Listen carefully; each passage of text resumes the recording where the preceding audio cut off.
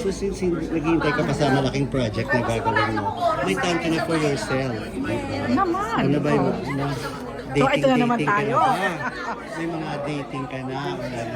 Yung mga Or entertain meron na ba Yung ngayon? mga or meron na or may entertain Meron ka na?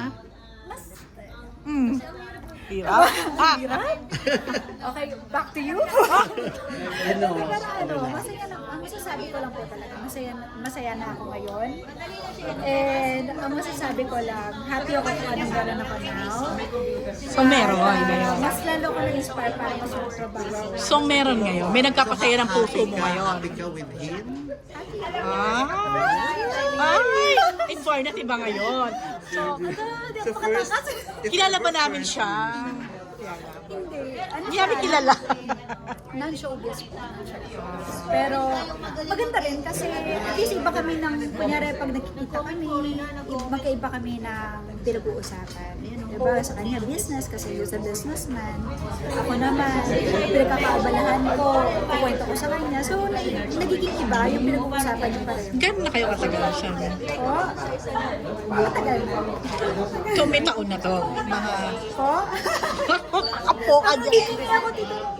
Ano na, mga 1 year, 2 years? happy ka talaga Oo eh. Pero sorry ko lang, happy ako.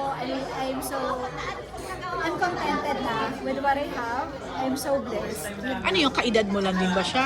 Parang, So if ever siyang first boyfriend mo, totoo. kumusta? Ano feeling mo? Sabi nga nila, di ako naniniwala. Oo, actually maraming hindi naniniwala, di ba? Yung itsurahan natin, makikita. Pero, di ba, yung Showbiz parang, ka kasi sa artista ka kasi. opo, so iba yung tingin nila pag sa atin na parang, I entertain before. I try to entertain, kumilala. Siyempre, kailangan mo naman bago ka mag-boyfriend, Oh, yes, kilalanin mo muna. Pero walang pumasa.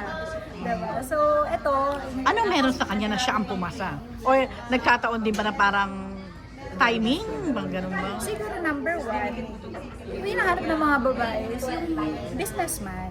Siyempre may pangarap ka sa buhay. Ah, talagang yun. Hindi ka pwedeng, ako na nga yung babae, ako pa provider, di ba?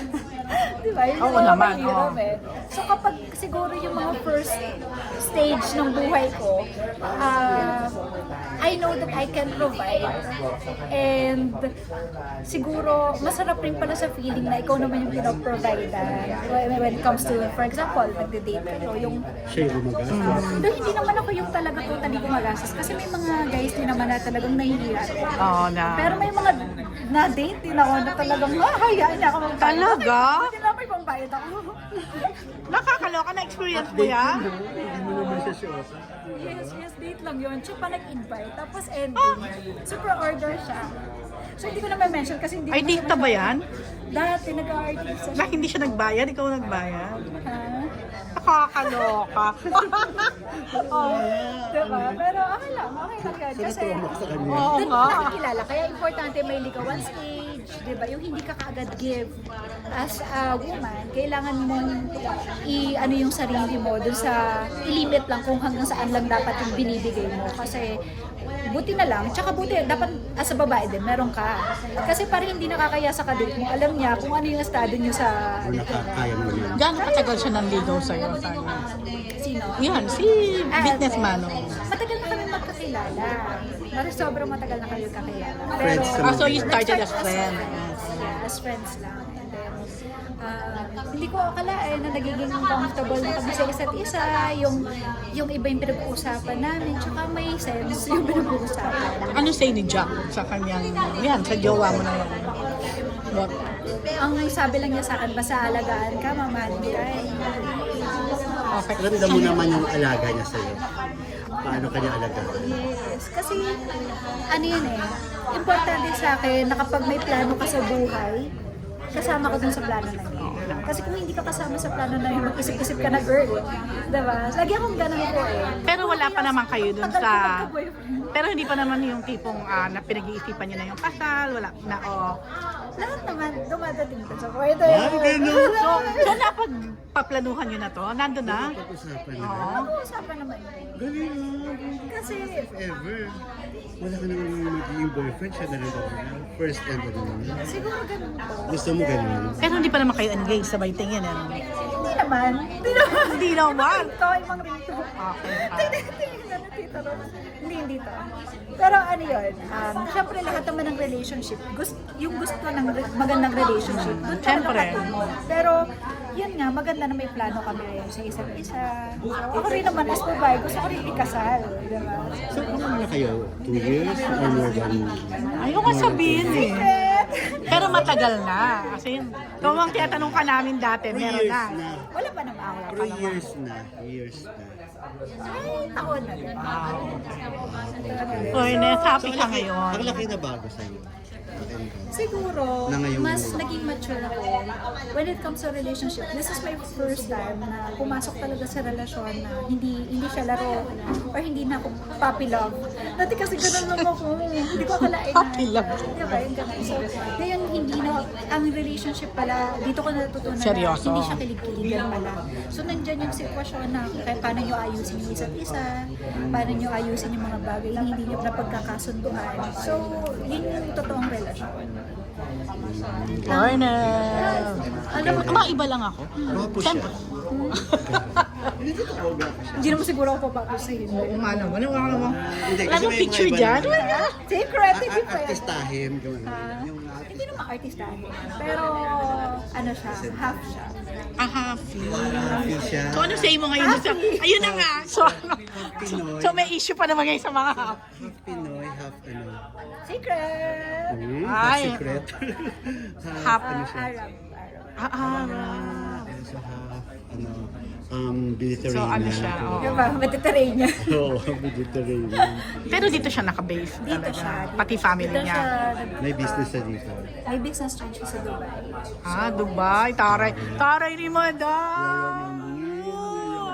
Diyos ko, nagpe-pray ko. Pero ako kasi, personally, hindi ako yung tipo na babae na asa sa husband or ano. Kung magbigay siya, bonus na lang yun. Sabi ko nga, kami as babae, syempre dapat pinaprovidean tayo as babae. Pero, nandun ako sa, hindi kaya mo rin dapat yung sarili mo.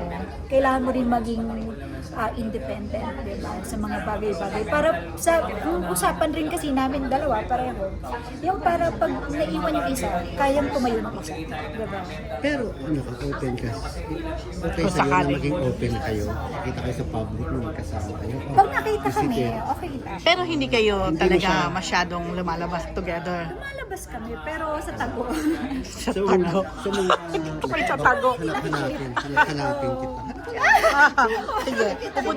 Sa mga showbiz events, hindi mo siya Hindi.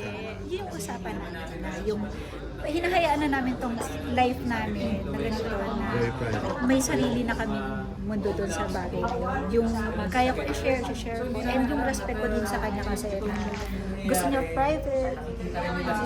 Pero, may bawal ba siya sa'yo? Okay lang. Wala naman. Ayaw ko. Fairness naman. Sa mga kissing scene, love scene, wala siyang ano doon. Wala pa. Siguro pag kinasal ka, may family I ka see. na. Kasi Pero syempre, ngayon, napag-uusapan niyo yun. Bawa, meron kang project na may love scene. May kissing. Hindi naman siya sa laws. Nanong ka niya sa mga gano'n. Alam mo kung half Pinoy, half Arab na ako yan. I'm sure. Yun nga eh, medyo. Naman. Tsaka tsaka when it comes to his family, grabe yung nila, yung Closely treatment nila. Tsaka as nanay at tatay talaga. Close ka na rin sa family niya. Yun na. Okay. Taray, and for na sabi ako, happy ka. Happy. Finally, after how many years? NBSB. Yun na. Problema. So, kaya lang syempre, babae naman ako. Naman! Tsaka yung inaakala nila na, uy, hindi ako naniniwala na yan, ganito, ganyan.